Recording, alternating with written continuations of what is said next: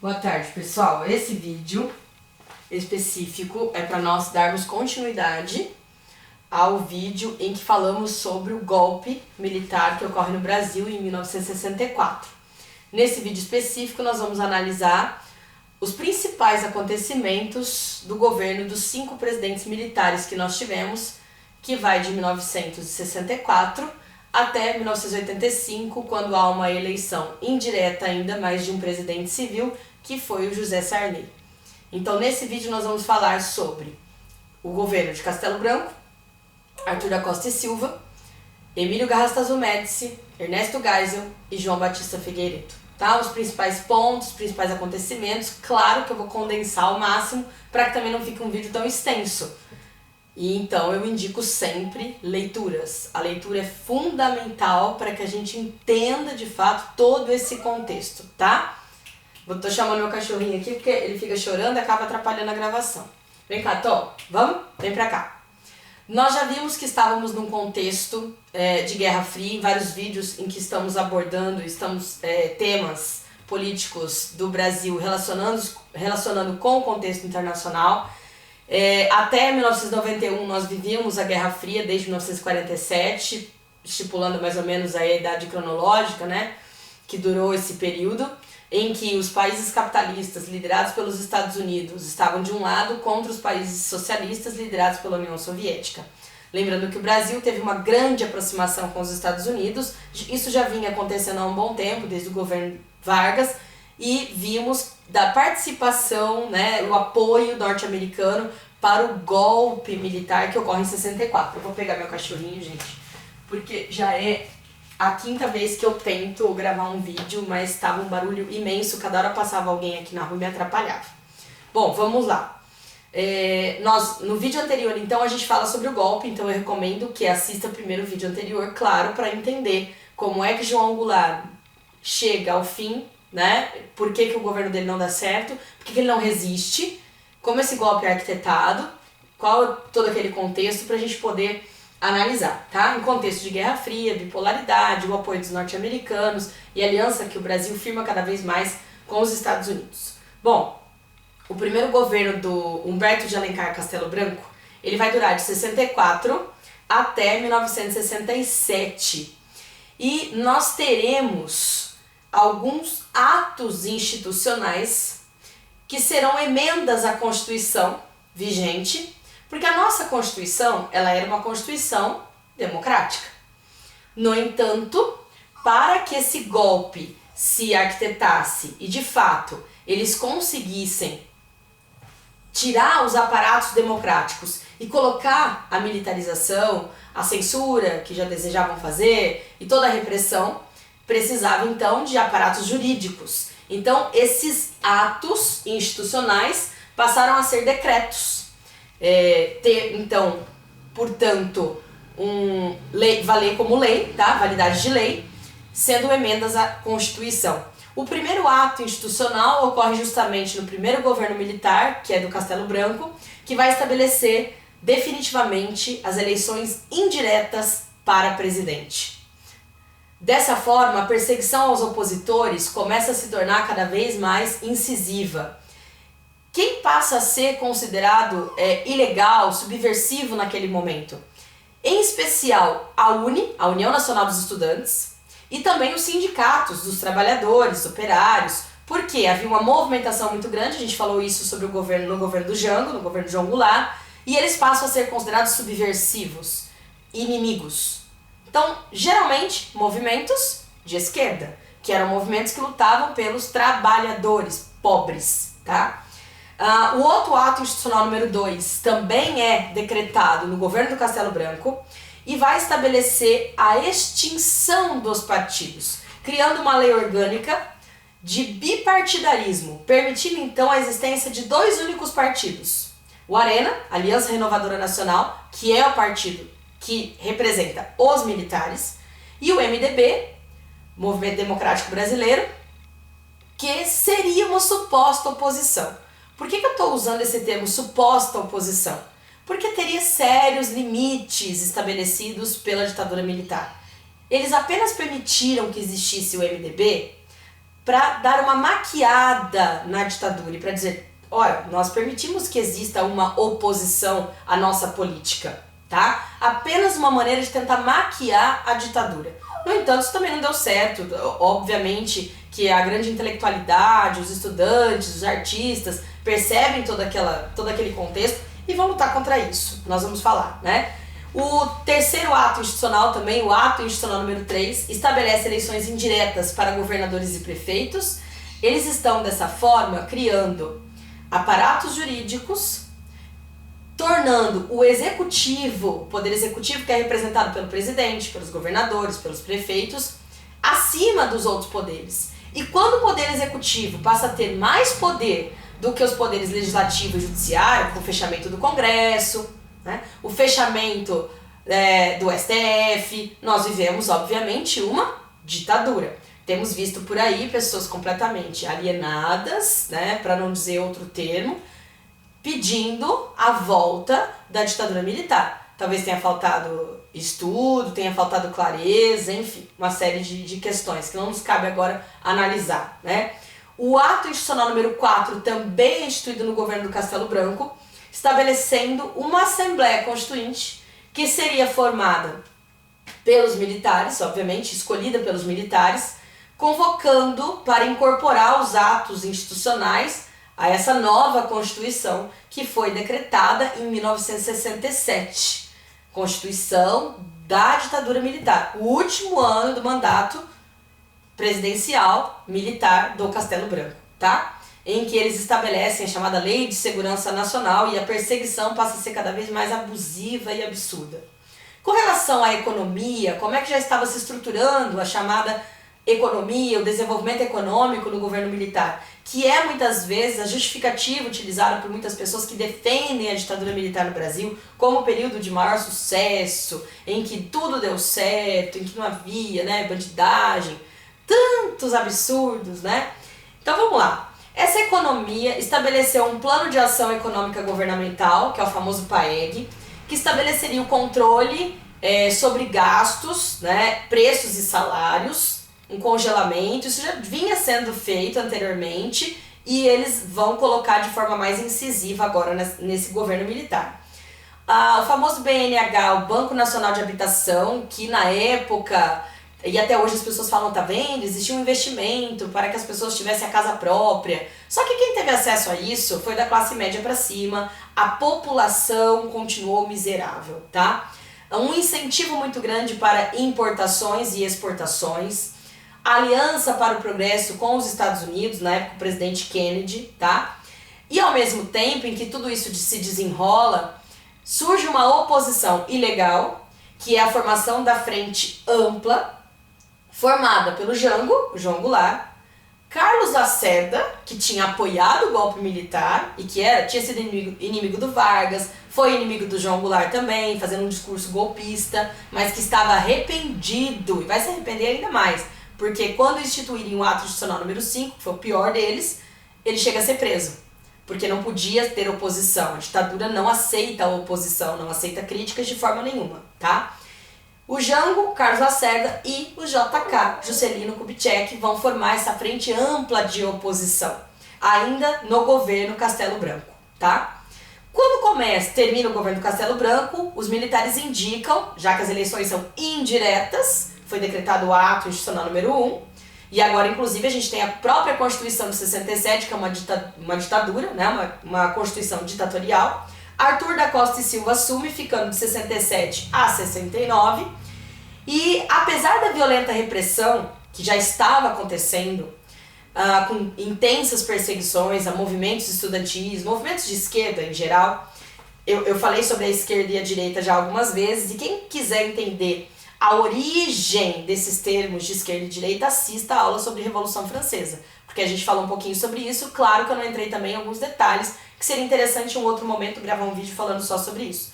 Mas tem um vídeo de um professor da USP que eu posso mandar o link para vocês, falando sobre a origem dos termos e o que significa desde sempre ser de esquerda e ser de direita, tá bom? No Brasil e no mundo. Enfim, governo do Costa e Silva, apesar da violenta repressão que acontecia nessa ditadura militar, as manifestações de oposição à ditadura cresciam absurdamente. E é nesse contexto que ocorre a morte de um estudante de 18 anos no Rio de Janeiro, no restaurante de uma faculdade do Rio de Janeiro, da Universidade do Rio de Janeiro, chamado Calabouço, onde ele fazia um discurso efusivo, né, aclamando os estudantes para fazerem um levante contra a ditadura militar. As tropas militares invadem, ele toma um tiro no peito, ele é morto na frente de todo mundo que estava ali, e a morte do Edson Luiz vai desencadear uma movimentação ainda maior da esquerda e dos estudantes em especial, que vão organizar a famosa passeata dos 100 mil no Rio de Janeiro. Naquela época não tinha WhatsApp para você ficar avisando e reunir tantas pessoas assim. Foi o boca a boca. Então imagina a polêmica que foi causada pela morte do estudante Edson Luiz. A passeata dos 100 mil gerou uma revolta muito grande da população, que começou a ficar alarmada com o que estava acontecendo. Algumas pessoas nos interiores, né, do Brasil não entendiam muito bem o que de fato estava acontecendo, mas quem morava nas capitais tinha uma noção maior do que acontecia no Brasil naquele momento. A passeata dos 100 mil então levanta uma série de polêmicas que aconteciam na ditadura. Haviam greves, como a greve em Contagem, Minas Gerais, e Osasco, São Paulo. Inclusive a gente tem greve no Grande ABC, liderada pelo metalúrgico na época, que era líder sindical, Luiz Inácio Lula da Silva, que depois será presidente em 2 mandatos também, tá? O que acontece? Diante da passeata dos 100 mil, após a morte do Edson Luiz e as greves que aconteciam, um deputado do MDB, que era de oposição, mas que tinha sérios limites a essa oposição, resolveu se manifestar no Congresso. Que pouco funcionava com, né, o controle dos militares, mas ele será fechado depois disso. O Márcio Moreira Alves, deputado MDBista, resolve fazer um discurso criticando os militares e reivindicando explicações da morte do rapaz, do Edson Luiz, do estudante de 18 anos. Imediatamente, claro que os militares vão reagir e vão decretar o pior ato institucional que nós tivemos. Não foi o último, mas é considerado o pior deles, que é o ato institucional número 5. E veja bem, gente, é importante a gente ter em mente que ninguém dorme num país democrático e acorda num país que virou uma ditadura. Uma série de acontecimentos estavam sendo, né, divulgados, e a gente viu isso no vídeo no governo de João Goulart. Então acompanhem, tá? Desde o governo do Jânio, acompanhem todo, né, esse aparato aí, esse apanhado geral de governos para a gente poder entender melhor, tá? E o que foi definitivamente o ato institucional número 5, instituído no ano de 68, o ano da morte do Edson Luiz, ano da passeata dos 100 mil, ano das grandes greves, ano também que internacionalmente é um ano emblemático, porque o ano de 68 é o ano em que o feminismo está tomando conta do mundo, se manifestando cada vez mais, o movimento hippie, é o ano em que Martin Luther King, pastor norte-americano que lutava pelos direitos civis dos negros nos Estados Unidos, foi assassinado. É um ano muito emblemático, maio de 68 na França, uma série de rebeliões populares e levantes de intelectuais está acontecendo no mundo. E geralmente em provas eles gostam dessa contextualização. E o que vem a ser então o ato institucional número 5? Primeiro de tudo, institui a censura prévia, nada mais pode ser publicado, nada pode ser postado em lugar nenhum, falado em lugar nenhum, sem passar pela censura prévia dos militares. Tem que ter autorização. Fim do habeas corpus, a pessoa ia presa e ela não podia contar com um aparato jurídico que entrasse com habeas corpus para que ela pudesse responder em liberdade, perdia esse direito. O direito de cassar mandatos políticos, inclusive do Márcio Moreira Alves, que havia se manifestado contra os militares. E institui a pena de morte e a prisão perpétua. Gente, pena de morte e prisão perpétua. Num contexto em que as pessoas sequer tinham direito de se defender ou de levantar a voz, dizendo que não concordavam com alguma coisa, né? Era proibido não concordar. O Costa e Silva, ele fica doente, ele não chega a terminar o mandato presidencial, militar, e uma junta militar assume até que termine o seu mandato presidencial, e aí eles elegem, essa junta militar escolhe Emílio Garrastazu Médici, considerado um dos mais cruéis militares, tá? Que vai ficar de 1969 até 1974 no poder. Eu vou abrir essa porta pro cachorrinho, porque ele vai acabar incomodando vocês também no vídeo, chorando sem parar. É difícil gravar em casa, gente. Cada hora é alguém que aparece, é telefone tocando, não é fácil. Mas vamos lá, vamos nos concentrar aqui.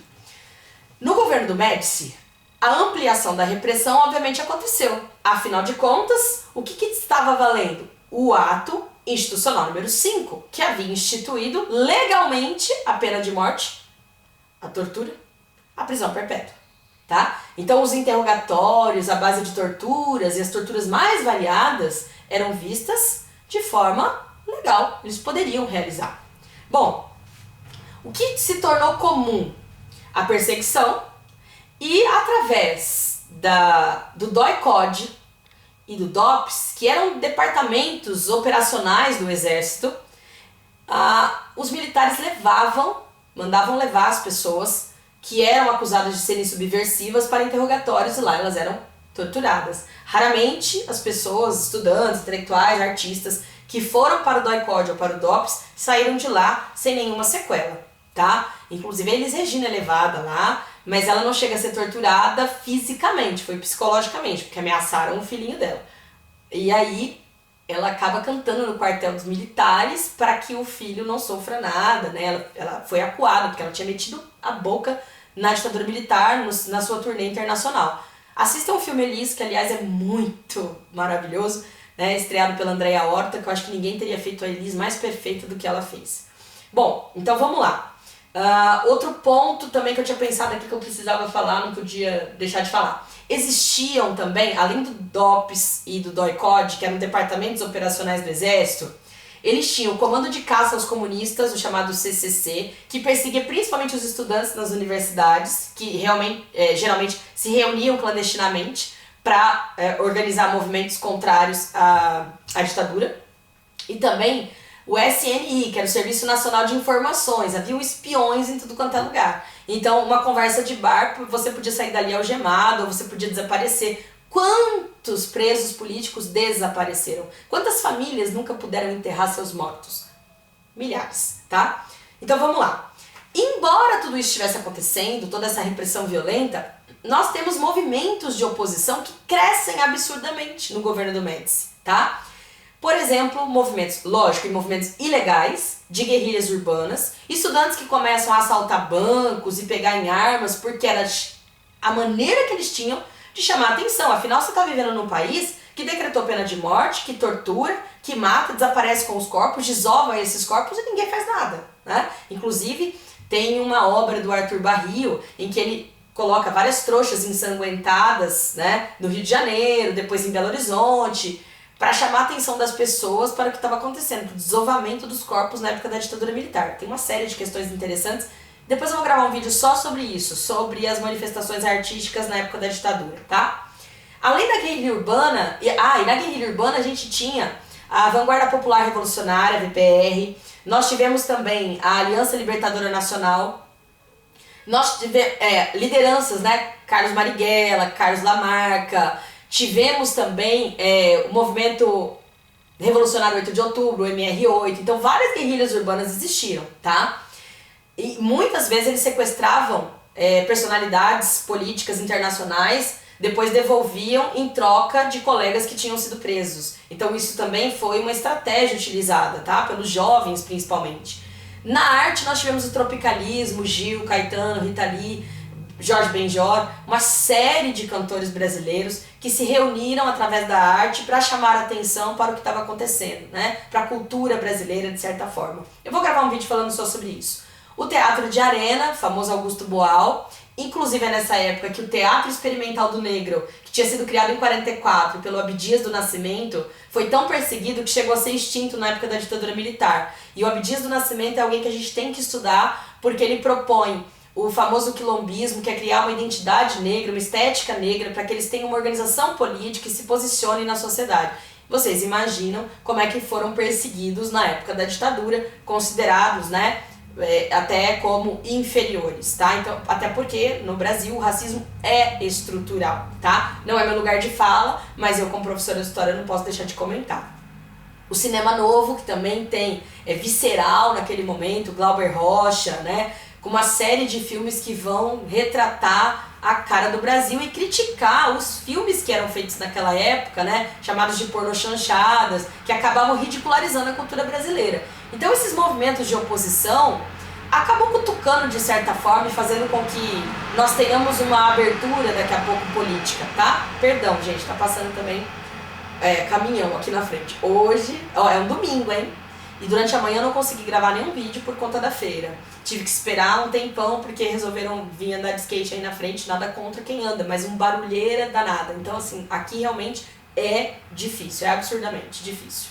Com relação à economia, na época da ditadura militar, nós comentamos do governo do Castelo Branco, permaneceu o mesmo plano de ação econômica no governo do Costa e Silva, e no governo do Médici, em especial, surge o famoso suposto milagre econômico brasileiro, em que de fato o Brasil ocupa a 8ª posição, né, no ranking mundial.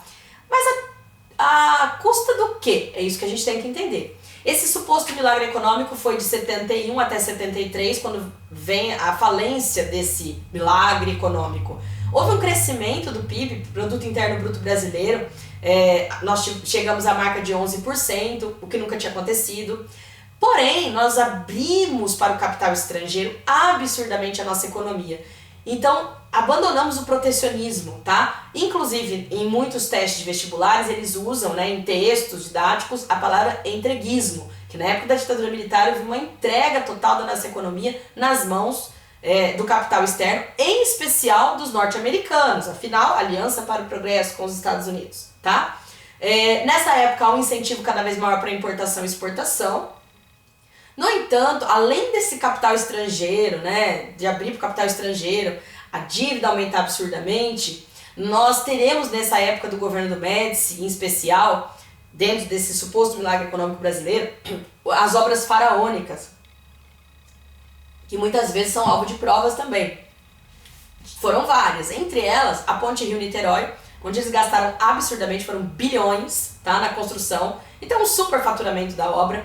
A Transamazônica, que nunca foi terminada, a usina de Itaipu, uma série de obras consideradas faraônicas, onde houve um superfaturamento. Por que as pessoas na época não conseguiam comprovar isso? Porque quem denunciava a corrupção, no mínimo, seria morto. Os documentos eram incinerados. Então muita gente fala assim, não teve corrupção na época da ditadura. Se você mata quem denuncia, não vai ter mesmo, né? Atualmente a gente tem por aí pessoas que se envolvem com milícias, né? Grupos políticos brasileiros, e aí fazem a mesma coisa. Mas enfim, para uma outra hora.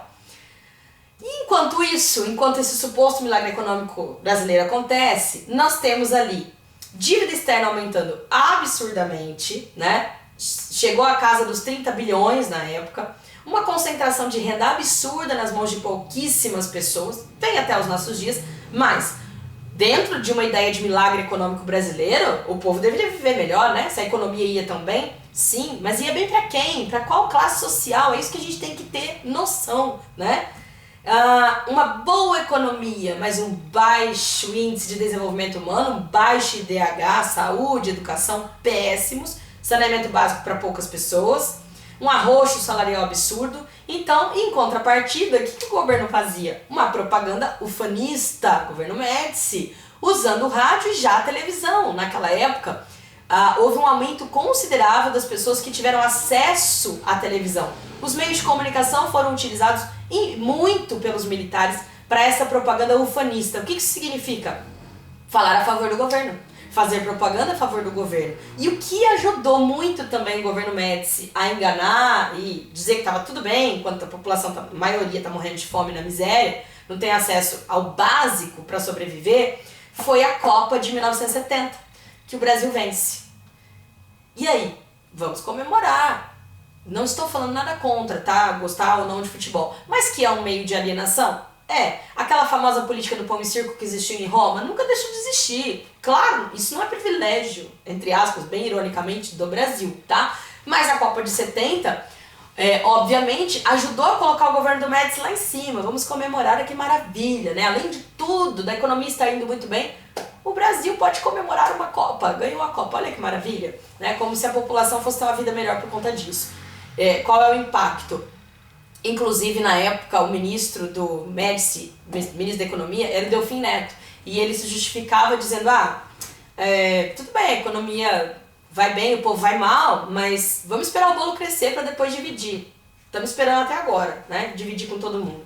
E aí nós vamos caminhando para o final dessa ditadura militar, gente, lembrando, eu estou trazendo os principais acontecimentos, não dá para falar sobre tudo aqui, mas eu acredito que assim já dê para dar uma esclarecida bem bacana sobre o que foi esse período, tá? Tudo isso baseado em livros, tá? Uma bibliografia imensa, referências, eu leio muito, gente. Eu tenho a plena noção de que ninguém nunca vai saber tudo e por isso eu estudo todos os dias da minha vida, todos, tá? Então vamos lá. Ernesto Geisel e João Batista Figueiredo foram os dois últimos presidentes militares.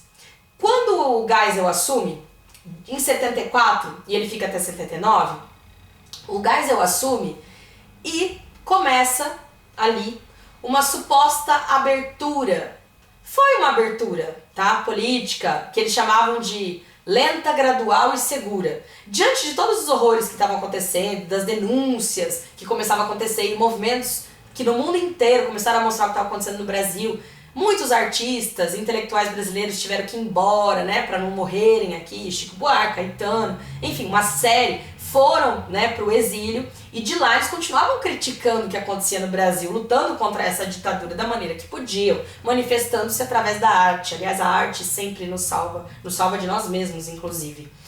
E aí, nesse governo do Geisel, nós temos alguns acontecimentos ali. Dizendo que seria então uma abertura lenta, gradual e segura, qual era o medo deles? Perder o controle. Inclusive, falava-se em uma abertura lenta, gradual e segura, mas no governo do Geisel, que também não era nem um pouco bonzinho, houve a prisão e a morte do Vladimir Herzog, que era um jornalista que na época fazia séria oposição à ditadura militar. O que eles fizeram, os militares? Forjaram dizendo que o Herzog teria se suicidado, cometido suicídio. Essa história não colou de diversas maneiras diante da realidade que se expunha naquele momento, inclusive Leandro Konder, que era um outro jornalista que tinha sido preso e foi torturado na cela ao lado, chegou a ouvir os gritos do Herzog sendo torturado. Então assim, uma série de questões, anos depois foi preciso que eles reconhecessem, a família do Herzog ficou esperando anos e anos por uma indenização, mas ele foi assassinado na ditadura militar, no governo do Geisel, que dizia que era uma abertura lenta, gradual, segura, olha que bonito, né? E o Herzog foi assassinado. O Geisel não queria deixar transparecer, inclusive tirou o corpo fora e acusou o chefe do exército na época, do segundo exército, se não me engano, segundo exército, e tirou o cara de cena, né? Tira o cara do poder, afasta ele um pouco pra que... Vamos minar as investigações. As pessoas fazem isso até hoje, que dirá naquela época da ditadura, né? Então uma série de questões aconteceram. Outro ponto fundamental. Em 78, antes de acabar o governo do Geisel, foi criada a Lei Falcão. O que era a Lei Falcão? Controle da propaganda eleitoral. Então, ao mesmo tempo que eles estão dizendo que vão abrir a política, trazendo ali uma possível eleição indireta ainda, mas para civis, há um controle da propaganda eleitoral. Então é óbvio que eles vão privilegiar quem? Os militares. Surgiu também no governo do Geisel ainda o pacote de abril, que seria um novo calendário eleitoral. Uma possível, então, eleição indireta e também a possível escolha de senadores biônicos. O que seria isso? O presidente, aqui no caso ainda era o militar, poderia escolher senadores sem que esses senadores fossem votados pela população, escolhidos pela população, seriam escolhidos pelos militares, por isso biônicos. Claro que eles sempre votariam em projetos que favorecessem os militares. Que abertura, né? Realmente muito lenta e nada segura, mas vamos lá. Em 79, assume o João Batista Figueiredo. Aliás, uma coisa interessante, que depois eu vou falar no vídeo falando de arte na ditadura, o Chico Buarque escreve uma música, né? A música chamada Jorge Maravilha, e ele provoca o Geisel porque a filha do Geisel não perdia um show do Chico Buarque, sentava na primeira fila. E o Chico Buarque provoca o Geisel dizendo: você não gosta de mim, mas a sua filha gosta, né? Eu não vou cantar porque eu sou péssima. Então vamos lá. Em 79 começa o governo do João Batista Figueiredo. A primeira coisa importantíssima desse governo, uma lei de anistia, tá? Que surge em 79 mesmo. A anistia significa o perdão político, né? Perdão para presos políticos. Só que essa lei é muito polêmica porque ao mesmo tempo que significou o perdão para presos políticos, permitindo que muitos exilados brasileiros pudessem voltar para o Brasil, também perdoou os militares que torturaram e mataram muitas pessoas durante a ditadura militar, que durou 21 longos anos. Então ela é polêmica até hoje, por isso que criou-se a Comissão Nacional da Verdade, para investigar, para buscar, saber onde é que foram parar muitos corpos, né, muitos estudantes, homens e mulheres, que foram violentados das formas mais absurdas, tá? Eu não vou nem entrar nesse quesito, porque aí eu fico nervosa. Eu já fico naturalmente falando desse assunto. Principalmente sabendo que existem pessoas pedindo isso novamente. E quando foi em 81, onde já estavam se anunciando essas possíveis eleições indiretas para presidentes civis e não mais militares, houve um atentado no Rio Centro, que foi um atentado estrategicamente elaborado pelos militares. Só que foi um tiro no pé, porque a bomba que eles levaram para estourar lá no meio para dizer, tá vendo? Vocês não estão preparados para essa abertura não, os militares têm que continuar no poder. Para causar um caos e dizer que era preciso ainda ter a mão dura do regime militar, a bomba estourou no colo dos militares, dentro do carro dos militares. Então, acabou mostrando que eles estão, né, dentro do próprio exército, eles não estão se entendendo, porque havia uma cúpula do exército que concordava com essa abertura e outra que de jeito nenhum. Inclusive, também, né, começa o fim do bipartidarismo nesse governo do Figueiredo. Então, não só mais o Arena, né? Aliás, o Arena foi extinto e foi se desmembrando em outros partidos. O MDB se transforma no PMDB, surge o PT, PDT, alguns partidos ali brasileiros surgem nesse período, tá? Com a extinção do bipartidarismo que tinha sido criado no governo do Castelo Branco, através do ato institucional número 2. E quando foi 83, né? Na passagem de 83 para 84, houve um forte movimento pela direta já, porque os grandes intelectuais, artistas, estudantes, enfim, a oposição, movimentos de esquerda não querem mais eleições indiretas. Eles querem ter o direito de escolher o seu próximo presidente. Afinal, foram 21 longos anos de ditadura militar. No entanto, esse primeiro movimento pela direta já, que teve a participação de muitos políticos, né, ligados principalmente à esquerda, falhou, fracassou. E o nosso primeiro presidente civil acabou sendo eleito indiretamente. Elegeram Tancredo Neves. Porém, o Tancredo morre antes da posse, precisa fazer uma cirurgia de diverticulite, de urgência, morre, e quem assume é o seu vice, José Sarney. Que sorte nós tivemos, né, gente? Bem irônica. Sarney foi o nosso primeiro presidente civil depois de 21 longos anos de ditadura. Mas isso fica para um próximo vídeo, tá? Eu sei que talvez eu tenha me empolgado um pouco, falado um pouco rápido. Vocês podem me mandar e-mail, a gente troca algumas ideias. Mas leiam, tá, gente? Um vídeo como esse, embora ele seja bem objetivo e traga os principais acontecimentos e esclarecimentos importantes, a leitura, ela é essencial, tá? Bons estudos para vocês, um beijo e nós vamos nos falando.